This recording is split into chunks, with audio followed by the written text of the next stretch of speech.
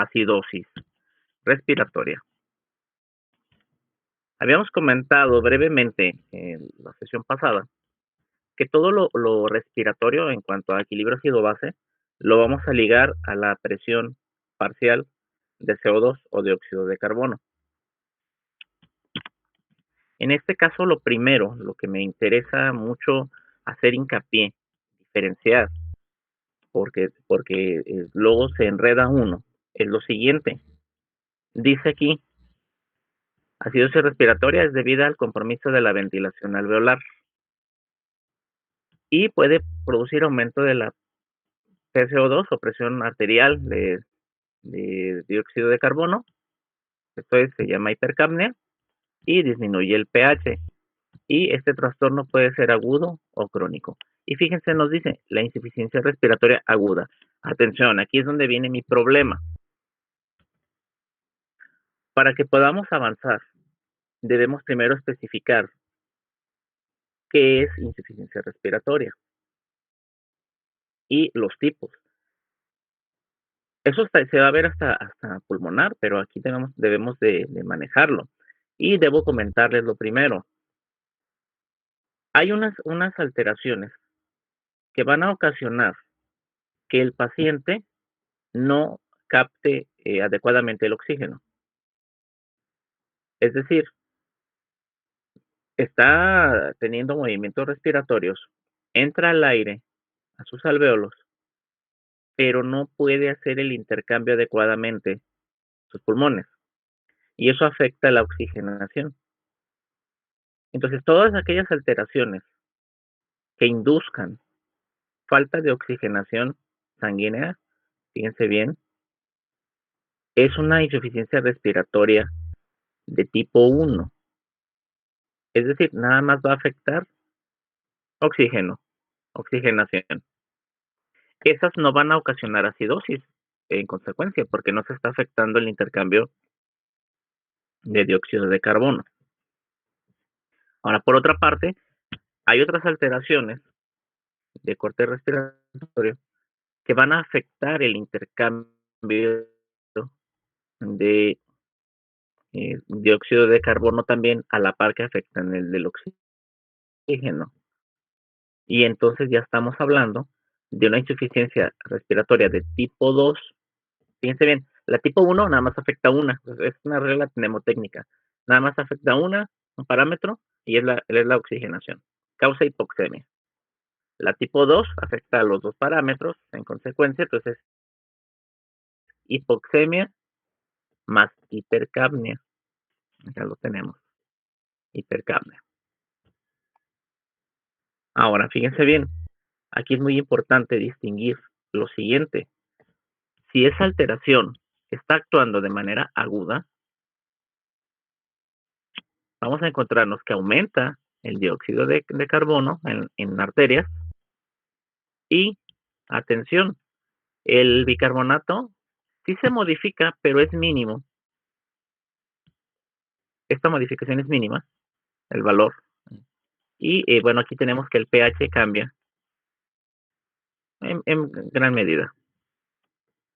En cambio, si la alteración de base está llevando a una insuficiencia respiratoria menos intensa, pero es progresiva, dura más en tiempo, se va a establecer una acidosis respiratoria crónica, es decir, una insuficiencia respiratoria crónica. ¿Y cómo vamos a saber que es crónica? Bueno, muy sencillo. Se eleva la presión arterial de dióxido de carbono y esto lleva a que el riñón sí pueda, como está durando mucho tiempo, y ya nos habían comentado, el riñón se tarda, entra relativamente rápido a trabajar, pero su capacidad máxima la alcanza después de 3 días. ¿Sí? Ya podemos ver respuestas muy importantes. Bueno, esto nos va a ocasionar que veamos que el bicarbonato se eleva. Y es el bicarbonato el que nos anuncia que el trastorno es crónico. Es muy fácil, es algo que nos ayuda a distinguir si esto es agudo o es crónico. Mucha atención. Ahora, Siguiendo con la insuficiencia respiratoria, fíjense bien, la lámina dice causa de acidosis, pero yo me quiero regresar a insuficiencia respiratoria crónica, digo, de tipo 2. Yo necesito saber cuáles son las alteraciones que van a originar retención de CO2 y por qué se da. Y me regreso hasta acá. Fíjense bien, recuerdan que les había dicho, bueno, se ha tomado como sinónimos las palabras inspiración o inhalación respecto a ventilación alveolar y de manera tal que se dice, estoy hiperventilando, va a hiperventilar. Bueno, sí, en cierta manera sí hay digamos, una, una similitud entre ambos términos. Pudiera ser en un sentido muy general, pero en un sentido muy, muy estricto, cuando hablamos de ventilación alveolar, estamos hablando de que un organismo es capaz de ingresar oxígeno a sus alvéolos. Digo, aire atmosférico a los alvéolos. Es decir, está esa capacidad de inhalación bien mantenida. Les comentaba la vez pasada, hay veces en que el paciente respira muy rápido, pero de tan rápido es superficial y no ingresa el aire. Entonces no podríamos hablar a los alvéolos, no podríamos hablar de una ventilación propiamente, porque no se está dando ese ingreso de aire hasta el espacio alveolar. Entonces siempre ventilación, yo sé, manéjenlo como sinónimo, porque a veces se los manejan como sinónimo, pero tengan en mente que ventilación siempre se va a referir al ingreso del aire atmosférico a los alvéolos. De manera tal, fíjense bien, de manera tal que esto garantiza el intercambio gaseoso, la hematosis, y puede haber un ingreso de oxígeno a los capilares, y a su vez desde los capilares se liberaría el CO2 para hacer este intercambio con el aire atmosférico. Bueno, entonces, ¿cómo pudiera darse una insuficiencia respiratoria donde se retenga CO2? La causa, ¿sí? En este caso la enfermedad, la afección, como gusten decirle, debe de originar que esta ventilación alveolar caiga de manera importante. O sea, que sea tal que no permita la salida del CO2 y que por lo tanto se eleve el nivel de dióxido de carbono en sangre, que haya hipercapnia. En cualquier momento, deténganme si no estoy explicando de manera que me entiendan y le cambiamos, porque esto sí me interesa que quede bien entendido. Vámonos a las causas. ¿Tienen una hoja de papel a la mano? Todos una hojita de papel a la mano ahí. Un lápiz, una pluma. Sí, vamos a hacer un ejercicio. No me lo van a entregar, pero para mí es importante que independientemente de lo que escuchen, ustedes razonen lo que vamos a decir. Muy bien, ¿ya todos con su hojita? Sí, dele, profe. Profe, Vámonos rápido. Mándeme. Sí. Muy bien. En lo que tome su hojita, déjenme ver. Ay, estamos teniendo mensajes de coordinación. Déjenme ver. Un minutito para que ustedes tomen su hojita, su lápiz.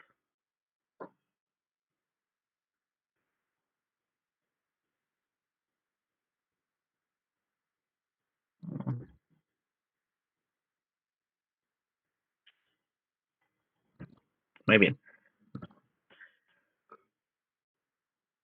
Fíjense bien. Lo primero, me están pidiendo que diga cuántos alumnos están conectados. Déjenme contesto que tercero A tenemos 20 alumnos.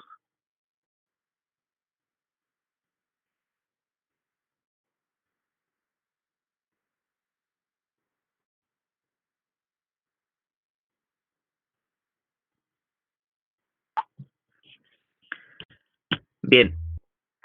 Fíjense bien, aquí viene la trampa. Aquí viene la trampa de la insuficiencia respiratoria en general y luego global. uno pudiera pensar que cualquier alteración respiratoria pues puede originar acidosis respiratoria. Pues, una neumonía, ¿no? Puede llevarte a acidosis respiratoria, qué sé yo, asma, algo así. Bueno, lo primero, me gustaría, vamos a hacerlos participar, vamos a moverlos, que haya movimiento. Vamos con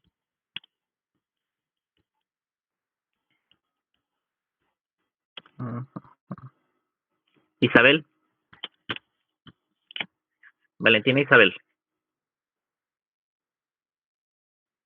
Sí, profe, aquí es una estoy. pregunta de fisiología. Es una de fisiología, ¿eh? No es de fisiopato. Sí. ¿Tú recuerdas cómo se lleva a cabo la respiración fisiológicamente hablando? Es decir, ¿cómo sabe tu organismo, bueno, en general, el cuerpo humano, cómo sabe que tiene que respirar más veces o menos veces? ¿Qué estructuras participan? Te ayudo un poquito más. ¿Qué estructuras participan para nosotros saber si tenemos que respirar más o respirar menos? Ajá, sí. No sé, profe, no me acuerdo. En este momento, ¿cómo le haces para estar anotando, para estar al pendiente y cómo sigues respirando sin estar consciente de Pues que no respiras? porque mi sistema nervioso autónomo lo hace por mí Ajá, sí, sí, y, sí, y sin yo estar diciéndole cómo respira, simplemente lo hace por mí. pero ¿cómo lo hace? O sea, ¿cómo lo detecta? Ahí está la clave. Pues no sé, supongo que mandando señales o algo que Bien, respira. sí. A ver, muy bien. Vamos a quedarnos con eso que dijiste del cuerpo con el sistema autónomo. Muy bien. Pero vamos con alguien más. Vamos con alguien más porque ya dijiste una palabra clave. Manda señales. La pregunta es quién. Y dice Pedro. Vamos con Pedro. Pedro, de viva voz, si se puede. Tu micrófono lo permite. Sí, sí. ¿Cuál es? Bueno, yo pienso que es por quimiorreceptores y Ajá, me acuerdo que había dos, el central y el periférico, ajá. y esos eran los que regulaban. O sea, también de hecho lo que dijo Valentina de los centros nerviosos, o sea, por medio de señales Sí, nerviosas, ese también perfecto. está correcto, y también por quimiorreceptores. Y Bien. ahí estaba el central y el periférico. Bueno, de inicio, de entrada, primeramente debe de haber un centro detector, que son los quimiorreceptores. O sea, ahí hay un sensor. Alguien que está viendo, está al pendiente de cuando decaiga el nivel de oxígeno o aumente el nivel de CO2. No Y es, esto ya, ¿mande? Sí, perdón, no es mediante eritropoiesis. no, la eritropoiesis es una compensación si hubiera una hipoxemia crónica, por ejemplo. Entonces, la eritropoiesis se tarda sus 3 días, tiene su tiempo, entonces no te permitiría a ti o a nosotros en general, pues responder a situaciones donde falte el aire. Por ejemplo, si nos fuéramos todos de campamento al Pico de Orizaba y subimos rápido, porque ¿qué nos hacen a nosotros este esfuerzo? Muchas personas manifiestan el llamado mal de montaña, que no es otra cosa que una hipoxemia, porque no hay oxígeno en las altitudes. Si duraran mucho tiempo ahí, ajá, se activa la eritropoiesis, pero en el primer día, en las primeras horas, la eritropoiesis no es efectiva para compensar la falta de oxígeno en sangre. Por ejemplo, las personas que viven en una ciudad con altitud, allí sí, ellos tienen una eritropoiesis ya que está pues crónicamente activada. ¿Por qué? Porque están viviendo en una altitud.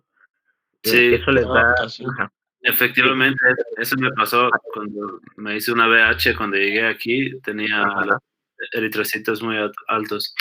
Sí, aumenta la hemoglobina y aumenta la cantidad de eritrocitos. Pero ese es un efecto, digamos, de adaptación a largo plazo. A corto plazo tiene que haber un sensor, que es el quimiorreceptor. Y hay dos, ya nos dijeron, hay un periférico que principalmente se encarga de sensar oxígeno, mientras que el central se encarga de sensar cambios en el pH. Se supone que es CO2, pero más cambios en el pH, porque no el CO2 no llega hasta el receptor, llega el pH del líquido cefalorraquídeo. Ahora, el quimiorreceptor tiene que mandar una señal. hacia sistema nervioso central. Y vamos con Alma. ¿Te acuerdas dónde está el centro de la respiración?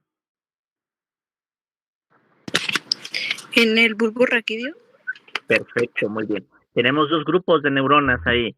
Hay un grupo respiratorio dorsal y uno ventral. Bueno, responden ambos, dependiendo de la situación. Lo vamos a ver en insuficiencia respiratoria. Pero aquí lo importante es que ahí se procesa la información que manden los quimiorreceptores y luego envía una señal a Brandon. ¿A dónde manda la señal el bulbo raquídeo, el centro de la respiración? ¿Para aumentar la ventilación o disminuirla? Dependiendo.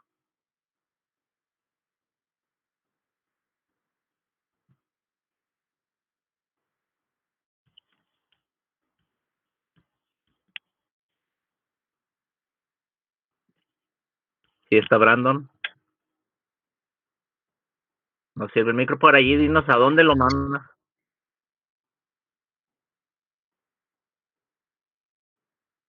Ya se detectó que falta oxígeno, el bulbo raquídeo ya recibió esa información y tiene que mandar una señal a dónde la manda.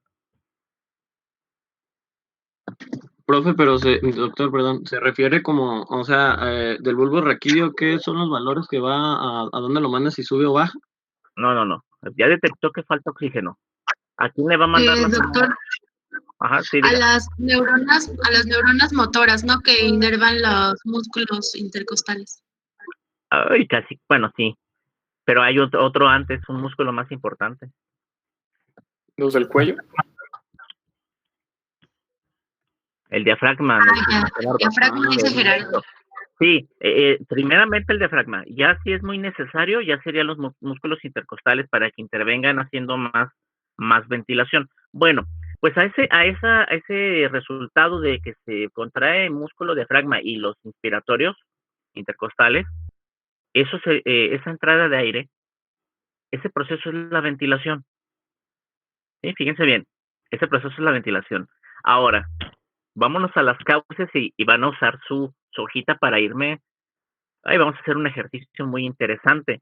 Todos y cada uno de ustedes van a participar. Ya empezaron algunos, pero voy a continuar. Entonces, fíjense bien, para que se lleve a cabo la ventilación, necesitamos una bomba ventilatoria. Y la bomba ventilatoria está formada de lo siguiente. A nivel del tórax, está formada por músculos, ya lo dijeron, diafragma, los intercostales, muy bien. Está formada por la caja ósea torácica, costillas, esternón, vértebras principalmente, participa clavícula.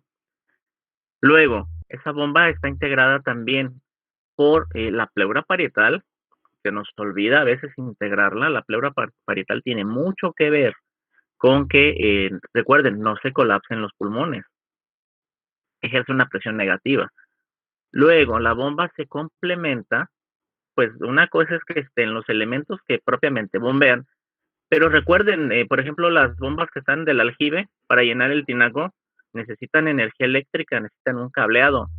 Bueno, el análogo del cableado son los nervios, que sí los comentaron, muy bien, son los nervios, sobre todo es el nervio frénico para el diafragma y los nervios intercostales, y esos nervios se dirigen a un centro que es la médula, y de ahí esa médula está conectada al bulbo raquídeo. Entonces, fíjense bien, mientras la bomba funcione, hay ventilación. Si algo afecta alguna zona de esa bomba, pues vamos a tener fallas de ventilación. Entonces vamos con ay, ¿quién? Cristina. Y los demás también. Sí, los demás también. Vayan poniéndole en su hojita con letra mayúscula. Le vamos a poner centro respiratorio. Fíjense bien. Es decir, vamos a hablar de causas de acidosis respiratoria que tengan su origen o que originen el daño en el centro respiratorio. Cristina, ¿qué se te ocurre? Así que, ¿qué imaginas o qué leíste? No tanto que se te ocurre, tal vez que leíste. que pueda afectar al centro respiratorio y originar ¿Qué leí? hipoventilación. ¿Mande? Ok, perdón. Ajá. No, es que pensé que había preguntado que qué leíste, pero como no siguió la pregunta, no sabía de qué. ¿Pero qué puede causar una hipoventilación? Ajá. Que afecte al centro respiratorio. ¿Podría ser un traumatismo? Perfecto. Entonces allí en donde dice centro respiratorio abajo y con una sangría, traumatismos al centro respiratorio. Muy bien. Vamos con Eric. Dígame, Otra causa al centro respiratorio que origine fallas en la ventilación. la elevación de la temperatura, La elevación de la temperatura, pero eso haría que aumentara, ¿no? o la disminución. No, la temperatura no disminuye la ventilación, la aumenta. Porque Entonces, a hay ver, gasto de energía. No, estamos hablando del centro respiratorio. A los que nos pusieron asma, estamos hablando estrictamente del centro respiratorio. Cosas que puedan afectar al bulbo. algo genético, ¿Cómo qué? pues alguna malformación al nacer o así. Ah, caray. ¿Y cómo qué? ¿Cómo qué? Yo no llevo genética. Ah, pues, no sé. Sí, no, me hablas de en chino, de las malformaciones raras. Nunca las he visto. No, algo más palpable, algo más. Ya nos dijo Cristina. Traumatismos al bulbo raquídeo. Perfecto. Muy bien. ¿Qué otra cosa?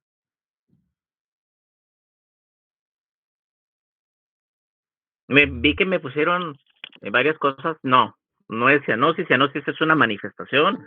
El pH, pues es una manifestación. Algo que inhiba los quimiorreceptores, ¿Cómo qué? Estaré bien. Muy bien. Vamos a ver. como medicamentos o... Perfecto. Más bien algo que deprima al centro respiratorio. Está bien, o sea, qué bien que pensaste fármacos, drogas. Por ejemplo, diazepam. Personas que consumen diazepam para dormir. Pueden afectar su centro respiratorio. No, el choque y todo eso no están en el bulbo raquídeo. No afectan al bulbo raquídeo tan directamente, lo afectan de manera indirecta. Me pusieron reacción alérgica. No, eso está en el sistema inmunitario, no tanto en el bulbo. Entonces ya llevamos dos. Llevamos traumatismo y llevamos fármacos que afectan o deprimen al centro respiratorio. Y drogas, ahí incluimos a las drogas, ¿no? Para hacer más. Una decapitación, no, pues ahí sí está muy afectado. Ya decapitado, ¿quién puede ventilar? Sí, no. Pero a ver, vamos hablando hablando de eso. ¿Qué otra cosa pudiera afectar al centro ventilatorio? Ya dijimos que está en el bulbo raquídeo, son dos grupos de neuronas.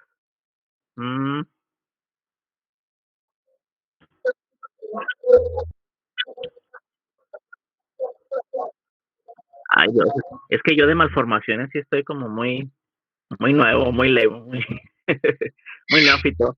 Y por ejemplo, un daño a las vértebras que pueda provocar un daño secundario al bulbo. Bueno, el bulbo no está en las vértebras, o sea, no está abrazado por las vértebras, es la médula. Sí, O sea, está bien si bajamos, si descendemos de un nivel. O sea, esa respuesta sí está correcta. Si dijéramos, bueno, a nivel de cervicales, de la médula cervical, que es por ahí por donde se transmite la señal. Ahí sí se aplica. Pero en este momento, solo daño al bulbo. ¿Qué cosas pueden dañar al bulbo? Doctor, también podría ser un derrame cerebral, ¿no? Perfecto. Se llama evento vascular cerebral, bien sea isquemia o hemorragia. Muy bien. ¿Qué otra cosa? ¿Un tumor? Ah, perfecto. Vamos a cambiarle a tumor, vamos a ponerle neoplasia de ahora en adelante. Neoplasia, sí, que comprima el bulbo raquídeo. Bueno, la apnea del sueño, perdón, alguien puso apnea del sueño y apnea del sueño más bien va a ser una consecuencia del daño al bulbo, al centro respiratorio. Qué bueno que lo menciona, porque efectivamente estos pacientes tienen precisamente la posibilidad de tener acidosis respiratoria, siempre y cuando esté afectado el bulbo, porque si es nada más porque tienen el cuello muy, muy amplio y se aprietan las estructuras por donde pasa el aire, allí no hay posibilidad de acidosis. Pero si el problema es a nivel central, sí. Entonces, fíjese ya todo lo que llevamos. Llevamos uso de fármacos, traumatismos, neoplasias que afecten al bulbo, pueden ser malignas o benignas, ¿eh? No hay distinción ahí, porque si comprimen al centro respiratorio, pues están afectándolo. Hemorragias, me parece muy bien. Infecciones, ¿no?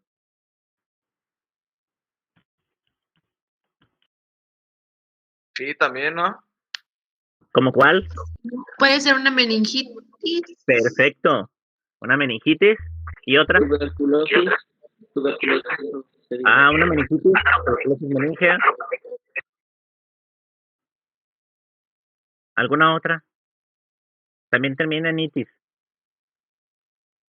Cáncer en el bulbo. Bueno, esa es neoplasia. Doctor, creo que no es infección, pero la encefalitis. ¿Un cuál? La encefalitis. Perfecto, encefalitis. ¿Un daño craneoencefálico? ¿Un qué? ¿Daño craneoencefálico? Bueno, es traumatismo. Ajá, pero está bien. Meningitis, encefalitis y atención, aparentemente ya no hay aquí en México, pero poliomielitis vulvar puede ocurrir. Recuerden que la poliomielitis lo que hace es desmielinizar bueno, recuerden, como que ya lo vieron en micro, ¿verdad? No, es un virus que afecta la mielinización. Hay una desnervación. De hecho, alguien comentaba desnervación, aunque eso ya va más hacia fuera del yendo hacia médula. Y ya cuando se va emitiendo las prolongaciones axonales es donde afecta.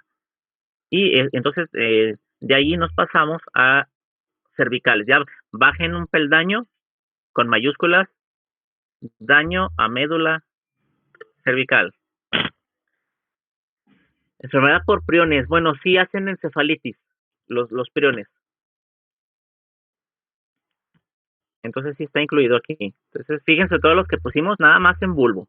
Ahora vámonos a cervicales. Y ya nos comentaban, me parece que Citlali nos dijo daño a las cervicales. Sí, Citlali nos dijo daño a las cervicales, lo cual es correcto, un traumatismo. ¿Qué otra cosa en cervicales? Mande. No, nada, doctor. Cervicales, muy bien. ¿Qué otra cosa?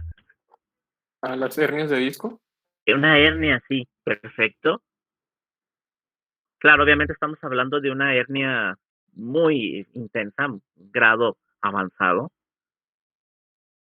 ¿Qué más? En médula, a ver, pensemos en médula. También neoplasia, perfecto. ¿Qué otra cosa? ¿Fractura de las cervicales? Traumatismo de cervicales.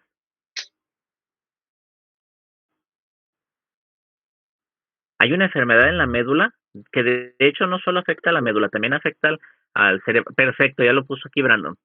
¿Esclerosis qué? Porque hay dos. Bueno, al menos recuerdo dos.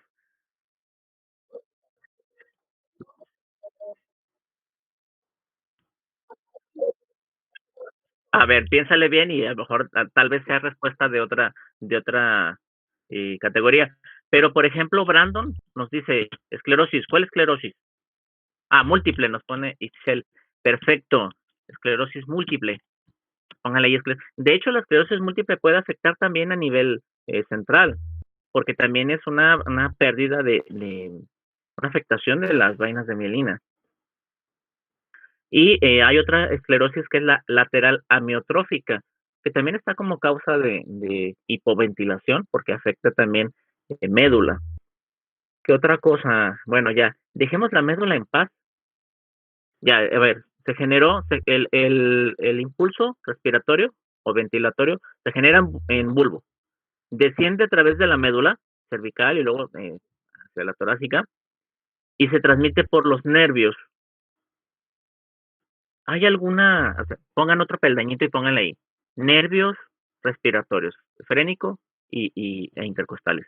¿Hay alguna afectación específica de esos nervios que pueda generar que ya no ventile bien la persona, el paciente afectado? Profe, Sí, diga. mi compañera Sonia me dice que no está conectada porque a su papá le dio COVID y está con un doctor, pero que ahorita se conecta. Ah, perfecto, sí, está bien. Muy bien. Doctor, ¿cuáles dijo? ¿Nervios respiratorios frénicos y Gracias. cuál? Y el intercostales. Bueno, los dos frénicos, porque hay dos semidiafragmas, y los intercostales. Gracias. Y vamos con, ahora sí, perfecto, todo aquello que genere desnervación o denervación. ¿Cómo qué?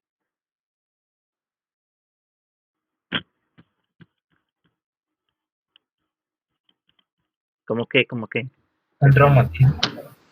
Eso ya Pues sería sí. más hacia el Pues igual como medicamentos, ¿no? ¿Algún fármaco que afecte como cuál?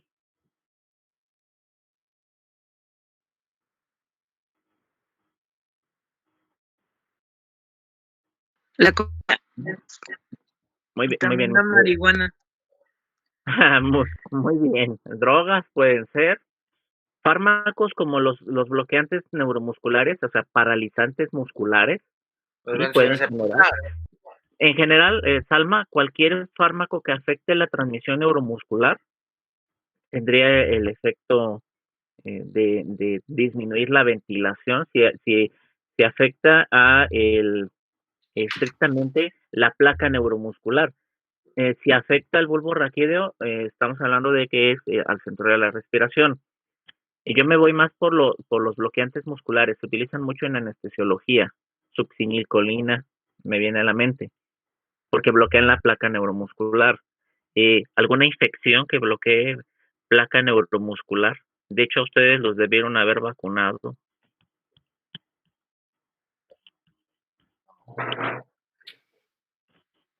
Vamos a preguntarle a Sergio. Sí, doctor. Bueno, ¿Alguna a mí se me ocurre a lo mejor como una infección. Ajá.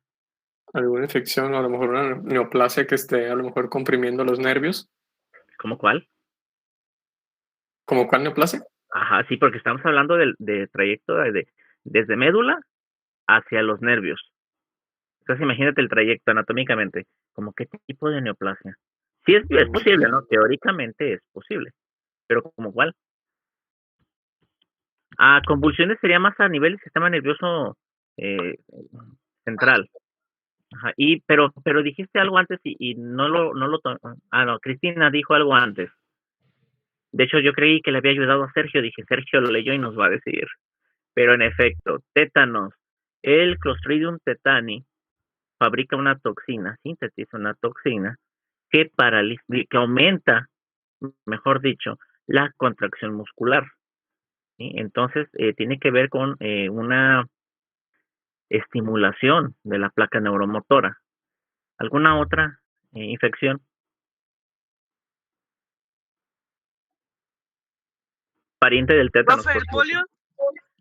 Poliomielitis, sí, bueno, dijimos, tiene tanto la capacidad, perdón, pero me estoy acabando, tiene tanto la capacidad para afectar el bulbo como para afectar el trayecto de médula y los nervios, sí.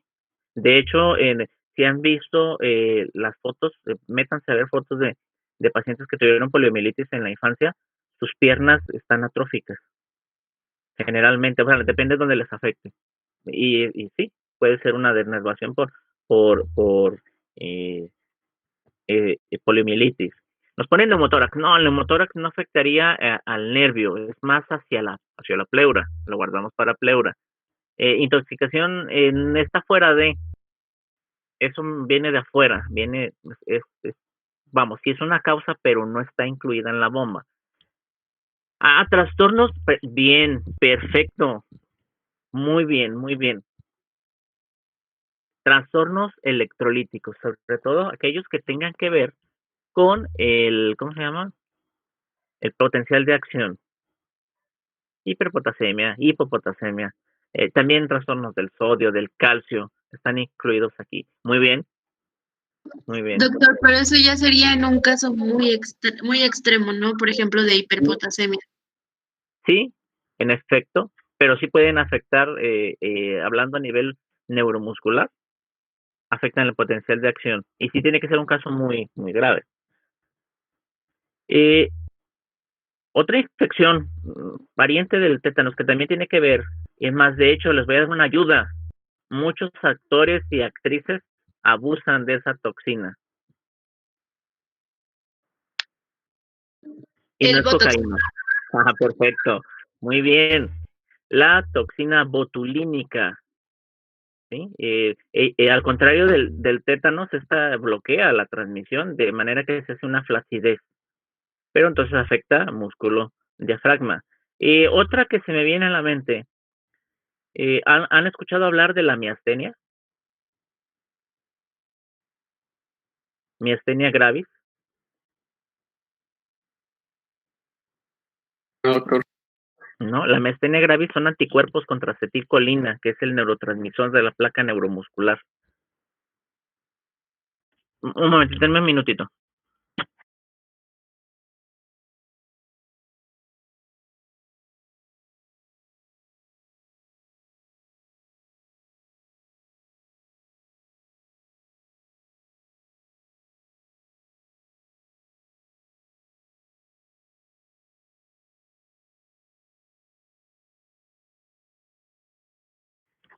Gracias, perdón, aquí una consulta de rapidona. ¿En qué habíamos quedado? Ah, sí, la miastenia gravis son anticuerpos contra la acetilcolina en la placa neuromuscular y bloquean, por lo tanto, la contracción. El paciente se levanta bien conforme tiene acetilcolina en las terminaciones. Entonces puede llevar a efecto su trabajo y luego, conforme va avanzando el día, el músculo va perdiendo la capacidad de contraerse, el paciente se va debilitando. Pero esto también afecta al diafragma y puede ocasionar falla de la ventilación. Por aquí ponen embolia. Todavía no llegamos a esa parte, pero bueno, vamos ahí en orden. Bueno, ya hablamos de los nervios hacia los músculos. Ahora fíjense bien, abajo, en su hojita, cambien de categoría, pongan otra y le ponen bomba ventilatoria. En este caso vamos a dividirlo en dos. Vamos a hablar de la caja torácica. ¿Cómo que se les ocurre? Que puede afectar la caja torácica y a su vez darnos problemas. Perfecto. De hecho, anteriormente, y por aquí está, ya debo de tenerlo en tanto que hemos trabajado, pusieron neumotórax. La entrada de aire al espacio pleural va a hacer que se colapse el pulmón. ¿Sí?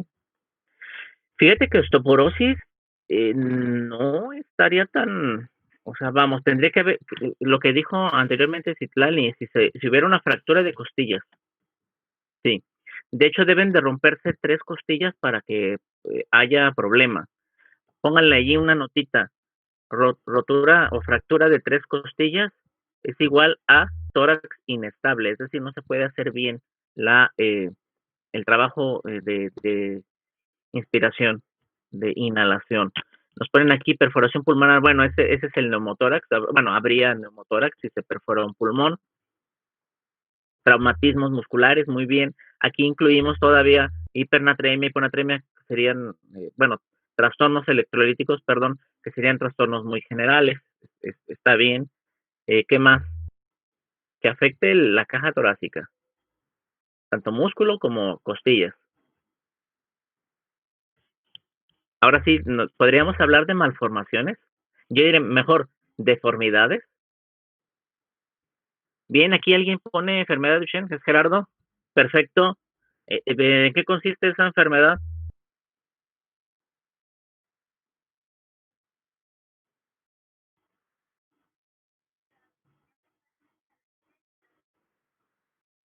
Debilidad. Perfecto. Bueno, tal vez no lo hayan visto en genética, pero es una distrofia muscular. Fíjense bien, distrofia. Según recuerdo, pues esto ocurre en niños principalmente, lo que recuerdo, se sustituyen las fibras musculares por fibras de colágeno, es decir, hay una fibrosis muscular, de manera que aunque se ve hipertrofiado, y lo digo entre comillas, aunque se ve hipertrofiado el músculo, en realidad estamos viendo mucho tejido conjuntivo. Y entonces no hay una contracción propiamente, porque el tejido conjuntivo no está diseñado para contraerse. De manera que si hay distrofia a nivel de músculos de la respiración, puede haber falla ventilatoria. Bueno, sí, no. Otra deformación, más bien, más que malformación, una deformación, ¿como cuál se les ocurre? Enanismo. ¿Por qué tendrían más problemas ellos para ventilar? Porque al momento de no hacer un desarrollo completo, bueno, eso leí que en algunos casos pasaba, los músculos no eran desarrollados en su totalidad y a veces había disfunción o debilidad en los mismos. Bueno, puede ser. Nunca había visto esa parte. Sí sería posible. Quizá un Profe, tórax los niños cortito. con huesos de cristal, ¿cómo se llama? Ehlers-Danlos, Osteogénesis imperfecta. osteogénesis imperfecta. Esa mera, esa Ajá. también, ¿no? Porque al Caray. momento de tener tanta ruptura podría tener algún momento de falla respiratoria. Puede ser, sí, en efecto, está bien. Hipoplasia pulmonar, bueno, también. Sí, adelante. Yo también una vez había escuchado de una hernia en el músculo diafragmático que podía provocar que los intestinos subieran a través del diafragma. Entonces, pues siento que eso también puede Bueno, sí, pudiera. Ujú, en efecto, sí sería viable, bueno, tangible. Muy bien. Algo más en cuanto a músculos, he visto que ponen muchas respuestas, no me da tiempo de leerlas todas. Quizá el tórax corto, lo del enanismo, un tórax cortito o un poco desarrollado. Yo no lo he leído bien esa parte. Bien, una última alteración que afecte la bomba ventilatoria. Y hablo de deformidad. ¿Qué se les viene a la mente? ¿Cardiomegalia? ¿Un qué? ¿Cardiomegalia? Bueno, está bien, la quiromega le empujaría al pulmón, no le permitiría llevar a cabo la ventilación, pero bueno, tal vez sí. Perdón, sigue, ahorita le digo. Dígame, sí. Por ejemplo, como el actor de Stranger Things que tiene acondroplasia, creo, no tienen las... Ajá. Se cortan. Las cortan. Ay, soy muy entrecortada tu voz, no, tus palabras, no entendí bien.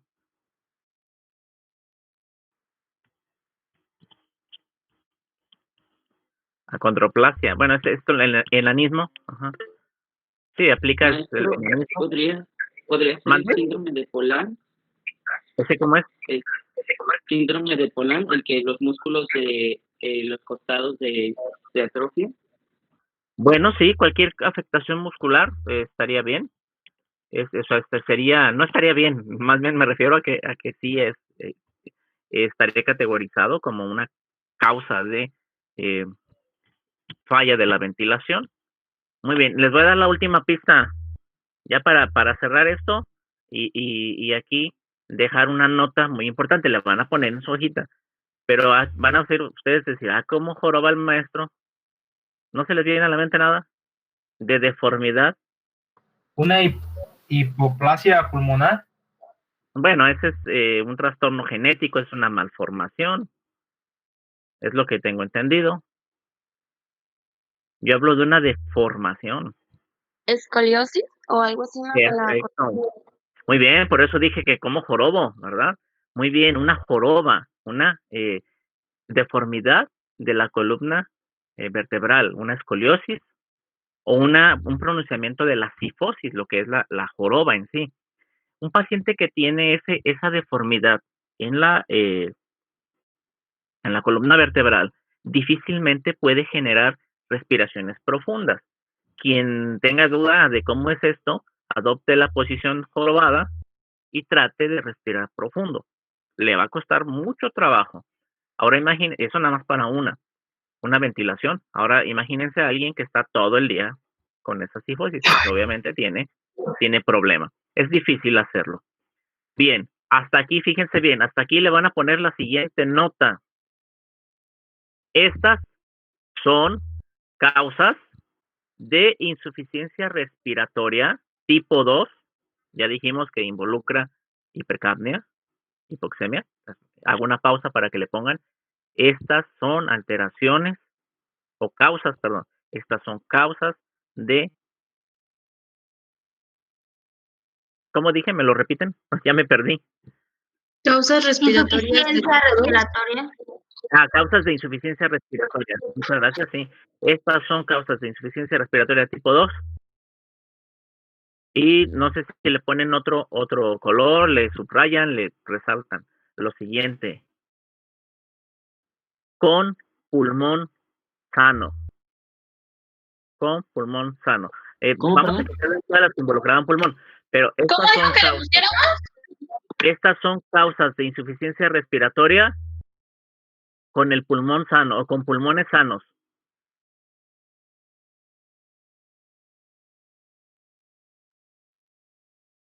O sea, quitaríamos hipoplasia pulmonar y todo aquello que involucre el pulmón directamente, porque eso las vamos a poner aparte. Yo no quise detenerme mucho todavía en las explicaciones, porque yo quería que dijeran causas, pero todo aquello que no involucre al pulmón, estamos hablando de una causa de insuficiencia respiratoria en presencia de pulmones sanos. Así de fácil, nada más. Hacemos una pausa y ya saben, vamos a nombrar lista. Déjenme pongo aquí pase de lista, no me le pongan nada todavía. Al escuchar su nombre, ponen presente. Y empezamos. Siempre empiezo por adelante, ahora vamos a empezar al último. Tengo a José Luis Gómez. Ponga presente, por favor, ahí en la listita. Gracias. Luego, ¿quién tengo aquí? No me quiere responder la lista. Aquí está. Ya me respondió aquí mi Excel. No quiere el archivo responder. Siguiente, Andrea Lisset.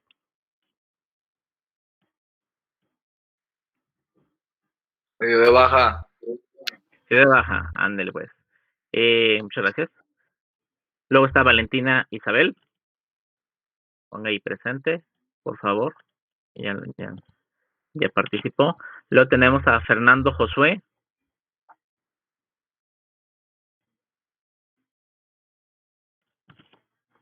Citlali. También Citlali. August, por favor, ponga presente. Luego tenemos a Eric. Alma Samira. Alma. Luego Brandon.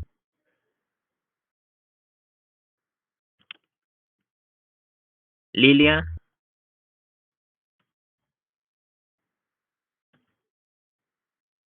Sebastián. Jocelyn Márquez. Sonia. Aranza. Sonia fue la que le dije que está con el doctor. Entonces, bueno, deje pongo aquí una notita. Okay. Nada más. Bien. Aranza ya nos puso. Pedro.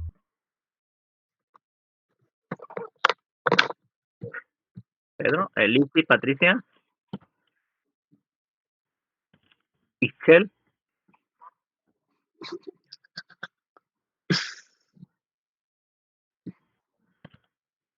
Cristina. ¿Quién se anda riendo? Axel, apaga tu micrófono. No, que nos diga por qué está riendo. Sí, que nos diga por qué se está riendo. Chisme. Que nos cuente el chisme y si nos convence, le dejamos sus puntos del día de hoy. Si no, marcha. Si no lo saca de la clase, profe. Pues No, sí. es que me echan carrilla que porque pongo en mayúsculas, por eso me dio risa. Pero pues es que para que se vea mejor, ¿verdad? Y no, para mentir no la haces. Leslie, Jocelyn. Nadia, Sofía.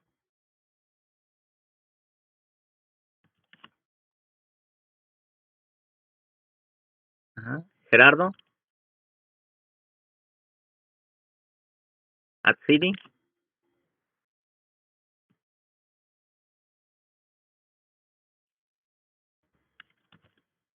Michelle.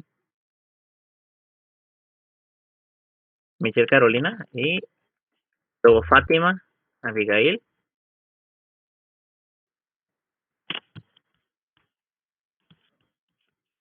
Ajá. Michelle Carolina no se conectó ahora. De ella no me he fijado. Sergio.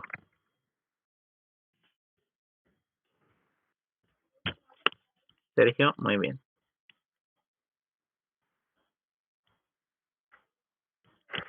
Bueno. Sigamos con este ejercicio. Sí, les dije que nos íbamos a tardar. Ya estaba avisado. Bien, hasta este momento, sí, y hablamos de algunas alteraciones que afectaban pulmones, pero bueno, por la inercia del ejercicio, excluyan esas que afecten pulmón. Y vamos a hacer otro apartadito. Nos vamos a ir a aquellas causas de insuficiencia respiratoria tipo 2 que tienen que ver con pulmón enfermo. De hecho, así pónganle. Ahora pongan causas con pulmón enfermo.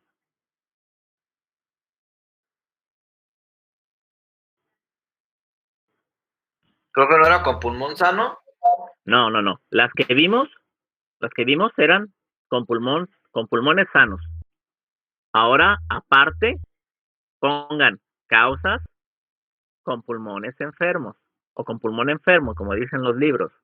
Profe, Ahora entonces cambia. causa de insuficiencia tipo 2 sería con pulmón enfermo. Sí, es que la Ok. insuficiencia respiratoria de tipo 2 puede ser originada por alteraciones que nada más afecten a la bomba ventilatoria, como ya lo vimos hace un rato, o puede ser originada por problemas que están afectando al pulmón, pero esa es otra categoría y va aparte. Y por eso la pongo aparte. ¿Sí? Y fíjense bien, aquí el problema radica no tanto en la afectación al pulmón, al parénquima pulmonar. Fíjense bien, esto es muy importante. El problema no está tanto en alvéolos pulmonares. El problema radica que la afectación al parénquima pulmonar va a originar disfunción de la bomba ventilatoria. Atención, mucho cuidado. Voy a repetir lo que dije.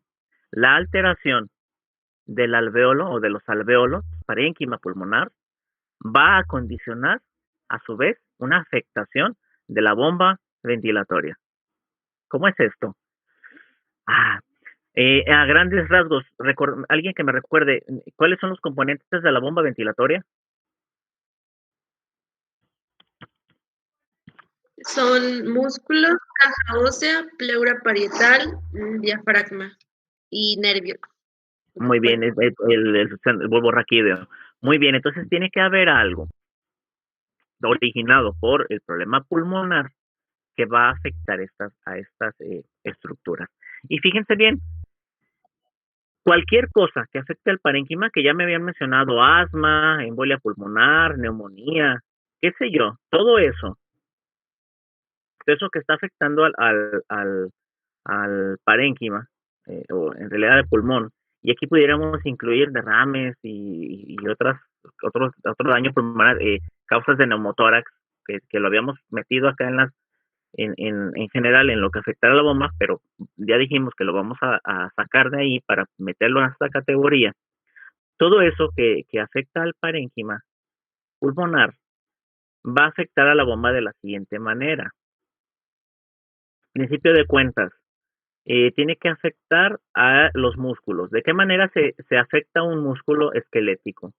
Alguien que me diga cómo se va perdiendo el funcionamiento a lo largo del día o haciendo ejercicio.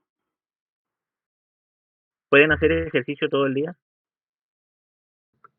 No, se cansa. Bueno, hay unos, No. hay unos que se esfuerzan y lo hacen. ¿Por qué no?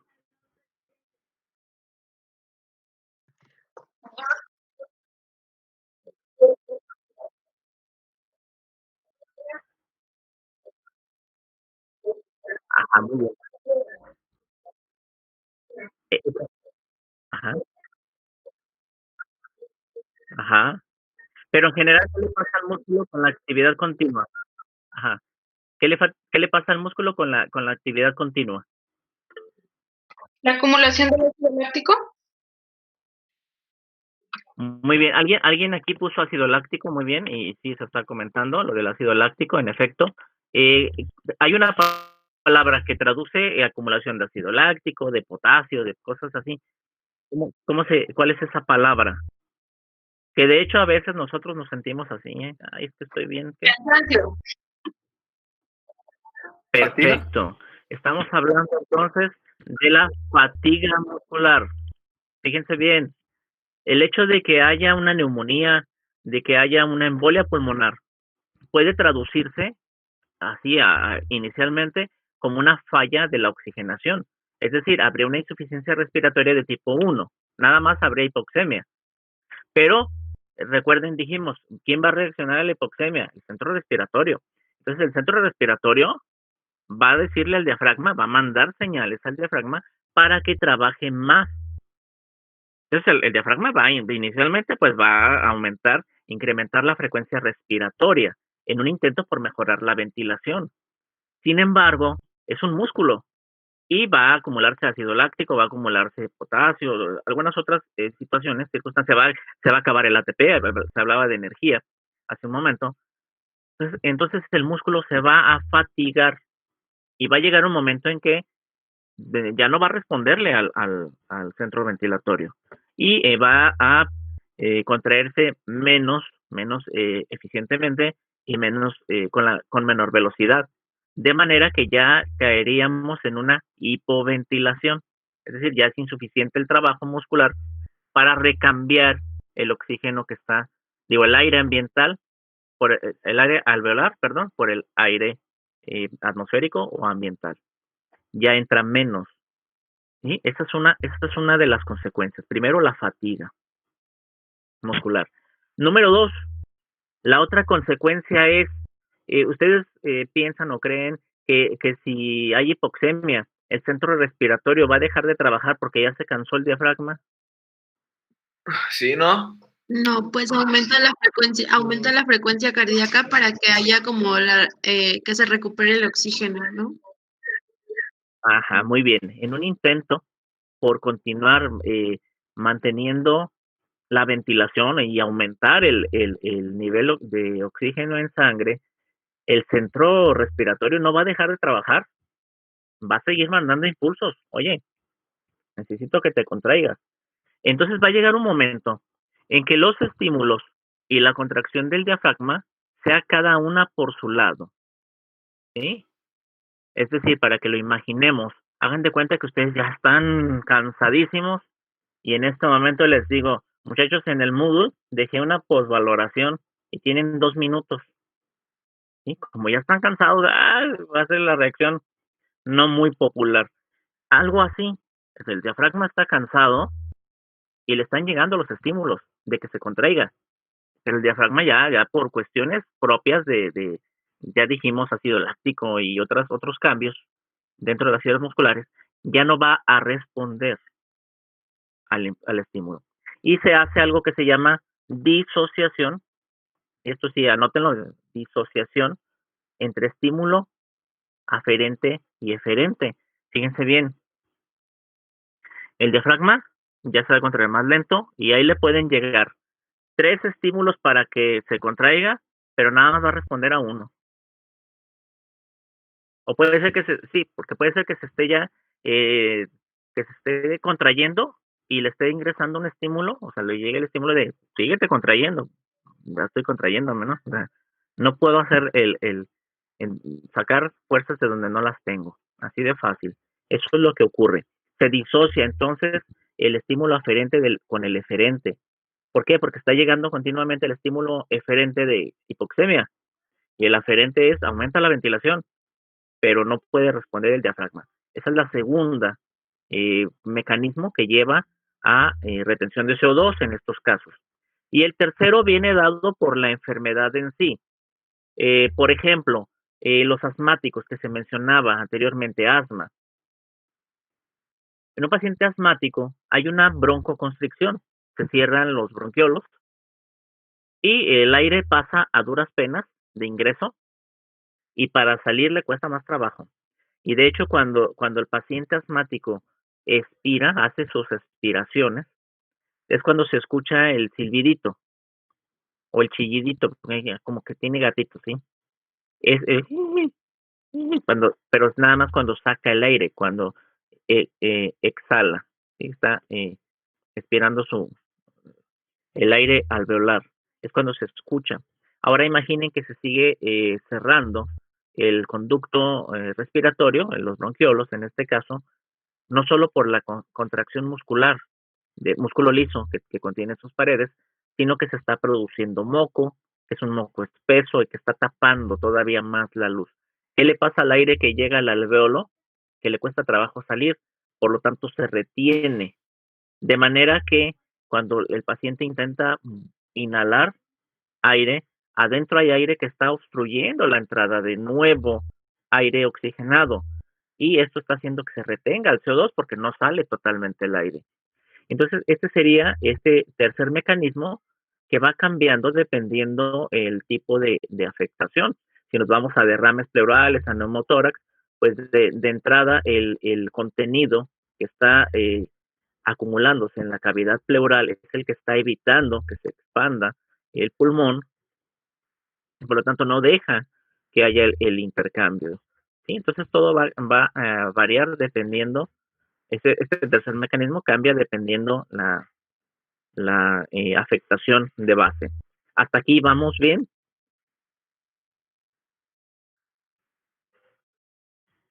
Sí, doctor. Si de lo último no hay problemas, nos regresamos.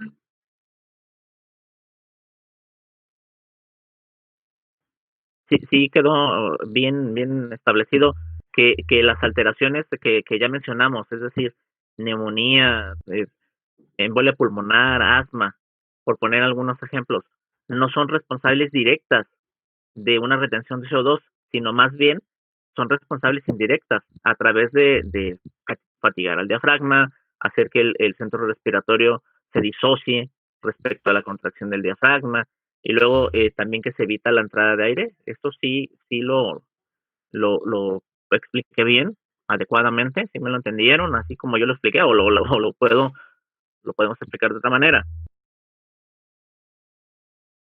Lo explicó muy bien, profe. Todo claro. Gracias. Vamos entonces a ponerle, vamos a rellenar esta diapositiva que se quedó en blanco casi todo el tiempo. Aquí lo tienen, de manera abreviada. Todo lo que dijimos aquí está. ¿Sí? Todo lo que dijimos aquí está. Y al final me permití poner, modifiqué el cuadro original de donde lo copié. Como ven, es un cuadro que está incompleto. Nosotros hicimos todo un listado que, atención, de entrada hasta nos quedó cortito, porque faltan muchas alteraciones. Hablamos de las más puntuales, las más, digamos, más comunes. Y vean, dejé al final, me permití poner neumopatías al final, donde está asma, puse enfisema y bronquitis crónica que hacen el EPOC, neumonía, edema pulmonar. Y hay un síndrome de distrés respiratorio o de dificultad respiratoria progresiva por afectación de pulmón, vía respiratoria, pero insisto, estas últimas causas, las que puse aquí, tienen que ver con afectación de la bomba ventilatoria. Una persona con asma puede tener hipoxemia, pero si no se afecta la bomba ventilatoria, no retiene CO2. Entonces siempre asocian acidosis respiratoria, retención de CO2, se afectó la bomba. ¿Sí? O sea, no es de que, usted tiene enfisema, en automático tiene acidosis respiratoria. No, porque puede ser que el parénquima pulmonar todavía sea capaz de llevar a cabo el intercambio gaseoso y no se acumula CO2, la bomba ventilatoria funciona bien. Es hasta que se afecta la bomba ventilatoria que sobreviene la retención de CO2 elevado. Estoy usando esta parte de la diapositiva para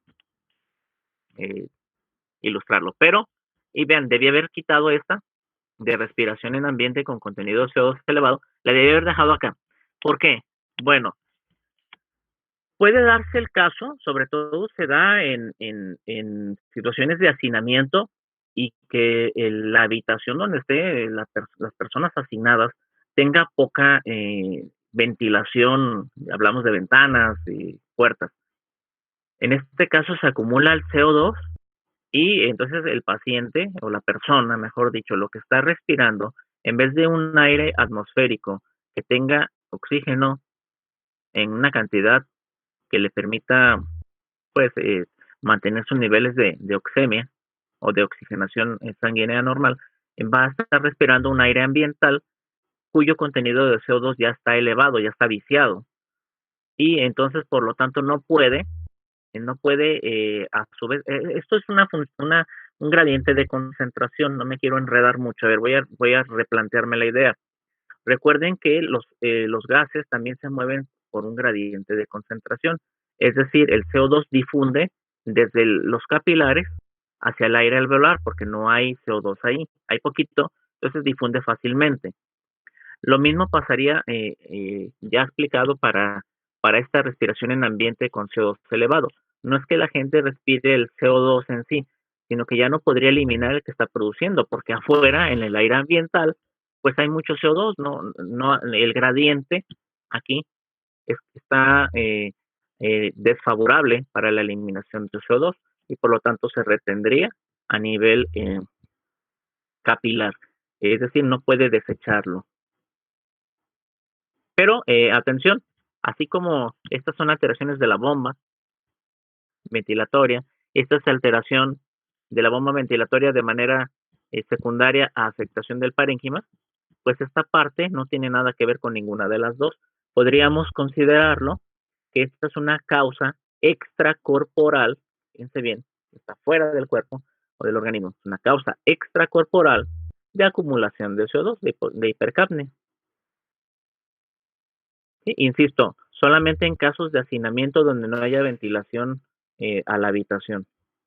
Por ejemplo, algunas personas que quedan atrapadas en ciertas estructuras, cuando hay algún accidente, alguna circunstancia natural, un evento natural, una catástrofe natural, o por ejemplo, casos de migrantes, ¿no? Que van, los llevan ocultos en cámaras muy pequeñitas, pero sin ventilación.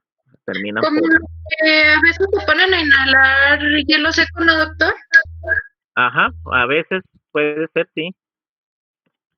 Sí, sí he escuchado algo de eso, no estoy muy familiarizado con el tema, pero sí, tiene que ver con ambientes donde aumenta el CO2, en efecto. Entonces, personas que trabajan en ese tipo de industria, sí. Muy bien, hasta aquí. ¿Cómo vamos? ¿Bien? Bien, doctor.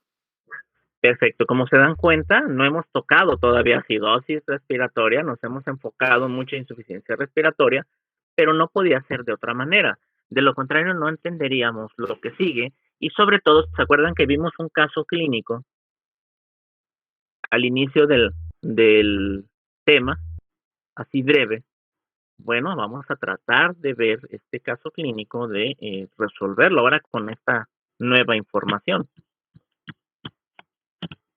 Y ahora sí, me regreso tantito, pues va a ser necesario que me regrese. Ahora sí, leamos esto otra vez y ahora sí ya entiendo mejor. Muy bien. Ahora fíjense bien, otra vez. Llegamos a acidosis respiratoria. Como si no hubiéramos visto esto. Ahora lo leemos a la luz de lo que ya vimos anteriormente. Entonces, siempre y cuando, como dice aquí, haya compromiso de la ventilación alveolar, vamos a encontrarnos que aumenta la presión arterial de dióxido de carbono. Y esto se conoce como hipercapnia, ¿sí? Lo cual nos va a llevar a que disminuya el pH, es decir, se vuelva acidótico. Ahora, algo que tiene razón la laminilla o la diapositiva es que el trastorno puede ser agudo o crónico según el trastorno de base, según la alteración de base. Por ejemplo, un desequilibrio hidroelectrolítico pues puede ser algo agudo. En cambio, una cifosis pronunciada, o sea, una joroba, escoliosis, pues va a ser un trastorno crónico. ¿Sí? Otra malformación que puede originar falla respiratoria, ¿han visto el pectus excavatum, se llama? Cuando el esternón está como hundido y desplaza entonces las estructuras, no les permite, ¿sí? Me ha tocado, nada más una vez he visto a un niño con un pectus excavatum. Y eso puede originar también problema ventilatorio. Es decir, el problema sería crónico porque no es algo que se resuelva. Tal vez con cirugía, bueno, ya se pueda resolver esto, pero vamos, no es como el trastorno electrolítico que se establece en horas y que es un evento agudo. El otro más bien va siendo crónico conforme se va desarrollando el problema en huesos, sobre todo, por ejemplo, hablamos de escoliosis, cifosis. Ahora, fíjense bien, cuando sea un problema agudo, vamos a encontrarnos, insisto, que aumenta presión arterial de CO2 y mínimamente se afecta el bicarbonato. Por ejemplo, una persona que consuma fármacos y se afecte, una sobredosis, ¿no? De diazepam, por ejemplo. Entonces, afecta al centro de la respiración. Si se le hace una gasometría a esa persona, vamos a encontrar presión arterial de dióxido de carbono elevada y el bicarbonato apenas alterado. En cambio, personas que tengan un problema crónico, ¿qué será? Alguna cuestión pulmonar que está originando falla constante de la bomba ventilatoria, bueno, vamos a encontrar, por ejemplo, que bueno, apnea del sueño, apnea obstructiva del sueño. Es una persona que tiene apnea obstructiva del sueño, tiene una afectación en el bulbo raquídeo. Bueno, va a originar una insuficiencia respiratoria crónica que se va a manifestar por lo siguiente, por una acidosis de tipo crónico. Es decir, vamos a tener aumento de la presión arterial de dióxido de carbono, fíjense bien, con cambios importantes en el bicarbonato. ¿Por qué? Porque es una persona que ha tenido tiempo sufriendo este problema y esto ha dado oportunidad a que el riñón pueda establecer un mecanismo de compensación. En cambio arriba, pues no hay el tiempo, el evento se estableció rápidamente y el descenso se da rápidamente. Y acá, esto se da de manera lenta.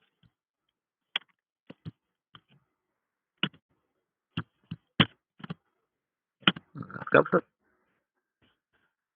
Vamos a las manifestaciones. ¿Cómo se manifiesta la acidosis respiratoria? Bueno, de entrada vamos a tener manifestaciones bioquímicas, fíjense bien. Manifestaciones bioquímicas.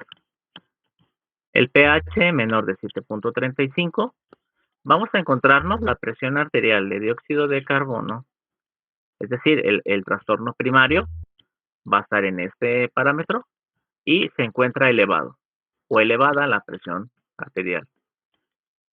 Lo cual se estaría hablando de que pasó de 50 milímetros de mercurio, subió. Recuerden que habíamos establecido que entre 38 a 42 milímetros de mercurio es el valor normal.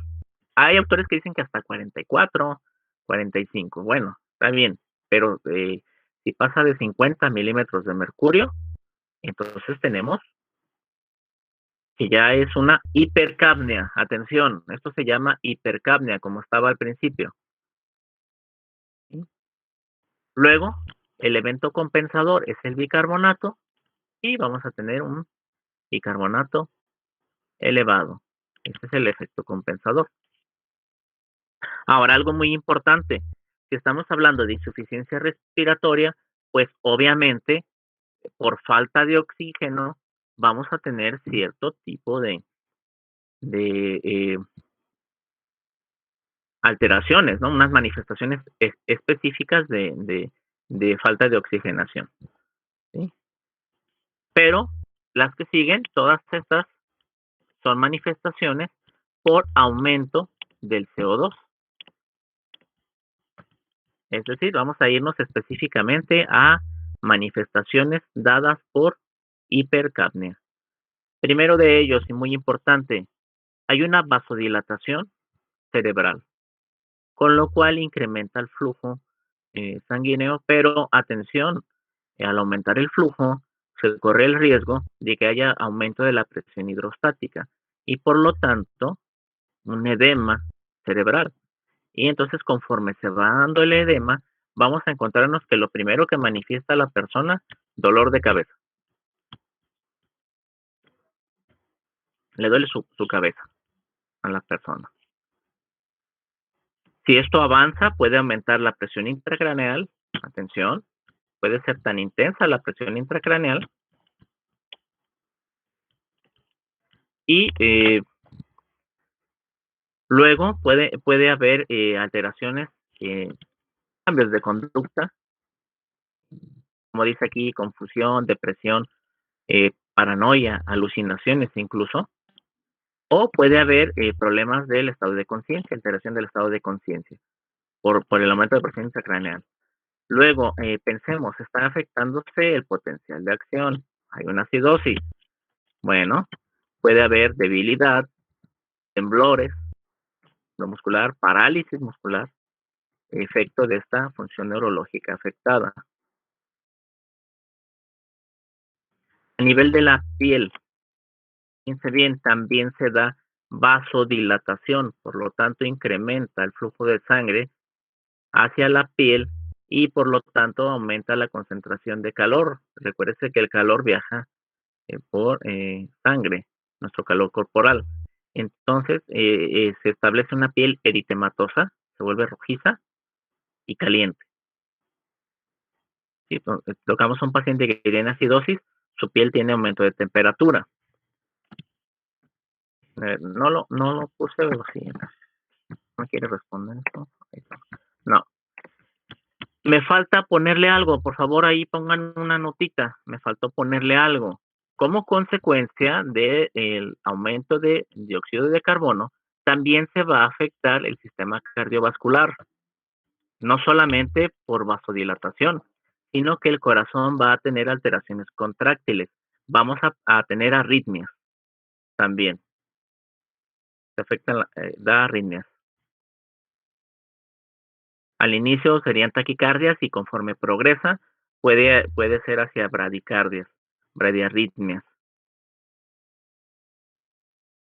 ¿En dónde, Doc? A nivel cardiovascular, a nivel cardíaco.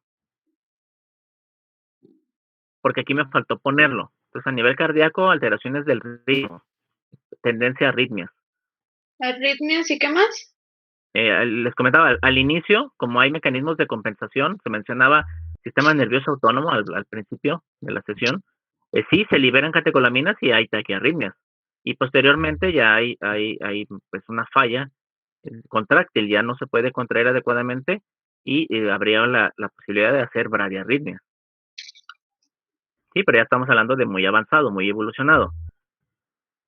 Y finalmente, aquí, ya una vez que pusieron la nota de cardiovascular, vamos a encontrarnos que la orina pues se vuelve ácida en un intento de compensación, es decir, hay que eliminar ácidos para regular el pH. Este es un dato adicional.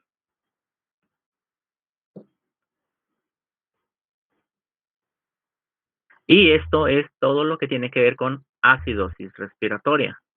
Obviamente nos falta hablar de alteraciones dadas por el oxígeno, manifestaciones dadas por el oxígeno, pero eso ya es de insuficiencia respiratoria. Lo dejamos pendiente para la sesión de insuficiencia respiratoria. Aquí nada más nos vamos a enfocar a la hipercapnia.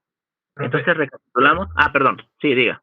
Perdón que me interrumpa. En orina ácida, ¿cómo se puede manifestar? Es que no escuché bien.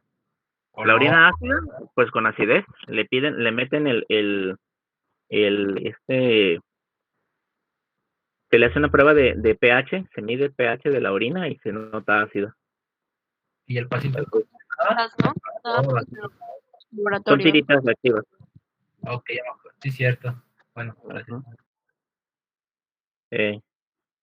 Más que nada. Así es. Sí, es una prueba, o sea, no es de que el paciente te diga, ay, siento acidez. No, se manifiesta con una prueba urinaria.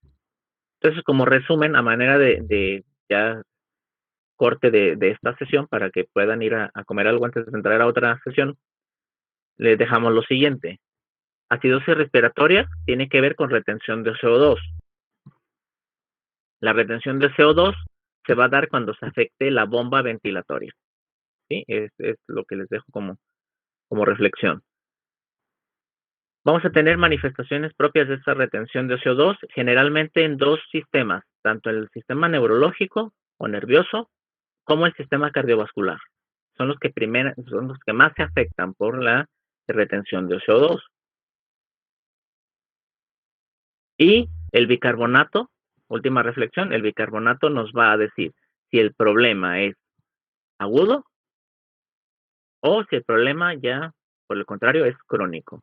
Esos cambios en el bicarbonato nos van a anunciar la puesta en marcha o no de compensación renal. Son las 4 reflexiones de este tema. Quiero, por favor, que verifiquen para mañana alcalosis respiratoria. El tema es cortito, ya alcalosis respiratoria no involucra tanto. Y vamos a ver fiebre, tal como se los había propuesto. Y para el miércoles, por favor, se prepara inmunidad. Ya tienen ustedes entrando, ustedes van a presentar el equipo que le tocó, va a presentar. Y revisen la plataforma, por favor, que ya les dejé, ya debe de estar visible el trabajo de pH. No se van a tardar mucho, nada más en hacer la fórmula, desarrollarla, sustituir y calcular el pH. No se llevan más allá de 20 minutos. Por favor. Sí, doctor. Sí, doc. Muy bien. Bueno, entonces nos escuchamos mañana. Antes de salir, espérenme, voy a